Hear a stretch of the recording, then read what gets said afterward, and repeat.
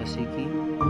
आज के सामने एक बार फिर मैं नए वीडियो के साथ परमेश्वर के वचन को लेकर के आपके सामने उपस्थित हूँ।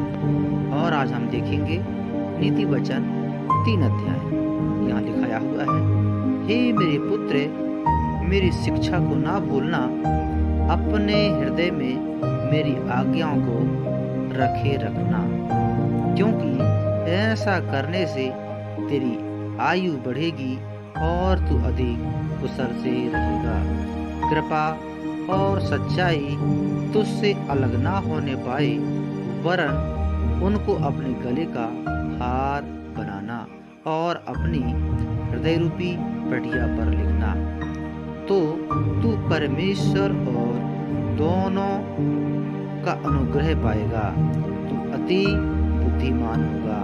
और 5 पद में है, तू अपनी समझ का सहारा ना लेना, वरन संपूर्ण मन से यहोवा पर भरोसा रखना।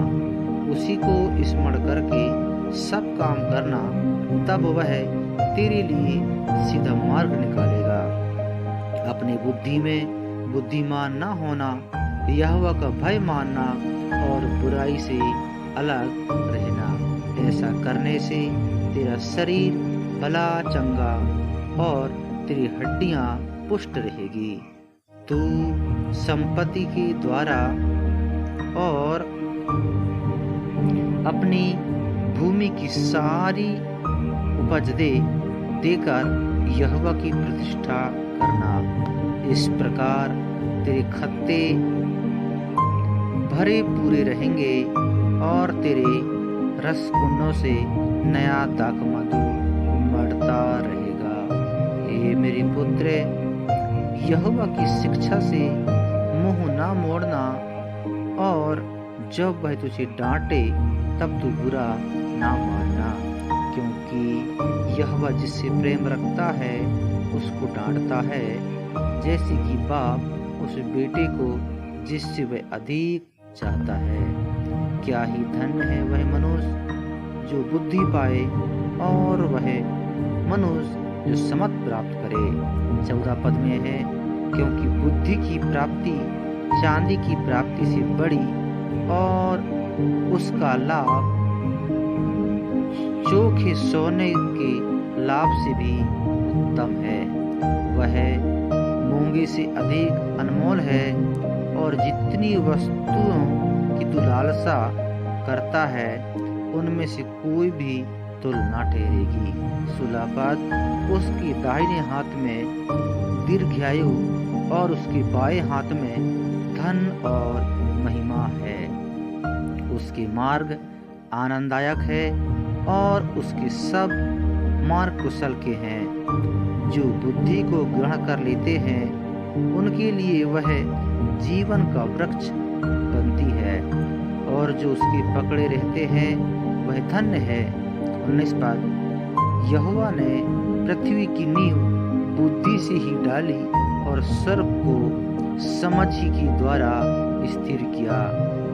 उसी के ज्ञान के द्वारा गहरे सागर फूट निकले और आकाश मंडल से ओस टपकती है। हे मेरे पुत्र, ये बातें तेरी दृष्टि की ओट में ना होने पाए। खरी बुद्धि और विवेक की रक्षा कर, तब इनसे तुझे जीवन मिलेगा और ये गले का हार बनेंगे। तब तू अपनी मार्ग पर निडर चलेगा और तेरे पांव में ठेस ना लगेगी। जब तू लेटेगा तब भय ना खाएगा, जब तू लेटेगा तब सुख की नींद आएगी।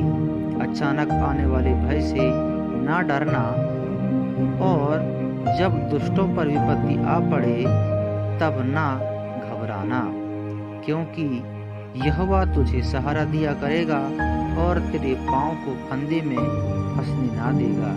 जिनका भला करना चाहिए, यदि तुम में शक्ति रहे तो उनका भला करने से ना रुकना। यदि तेरे पास देने को कुछ हो तो अपने पड़ोसी से ना कहना कि जा कल फिर आना, कल मैं तुझे दूंगा।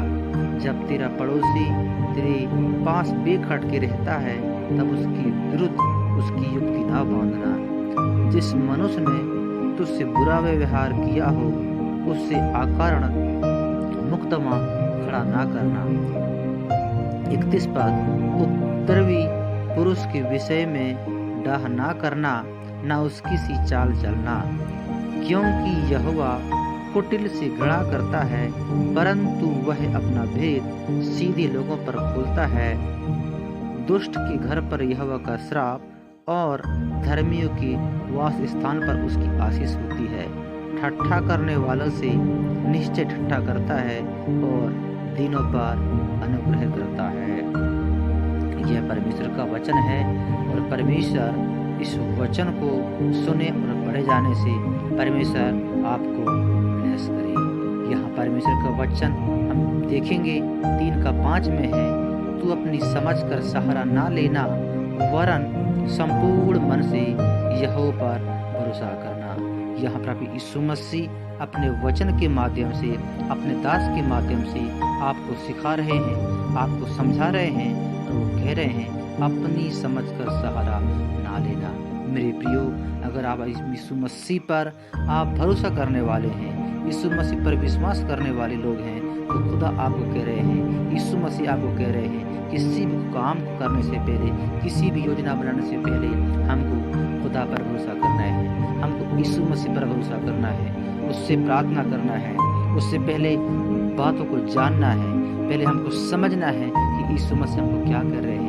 इसके बाद आपको किसी भी काम पर आपको कदम डालना है, हाथ बढ़ाना है, तब हम सफल होंगे मेरे प्रियो। और हम प्रार्थना करने के बाद में, विश्वास करने के बाद में संपूर्ण मन से यहोवा पर भरोसा करना है। जब संपूर्ण मन से यहोवा पर हम भरोसा करेंगे, हम उससे विश्वास करेंगे, मेरे प्रियो मैं कहना चाहूँगा कि अब हर एक कामों में आप सफल होंगे, आप आज़ाद होंगे, खुदा आपको ब्लेस करेगा, खुदा आपको आशीष करेगा।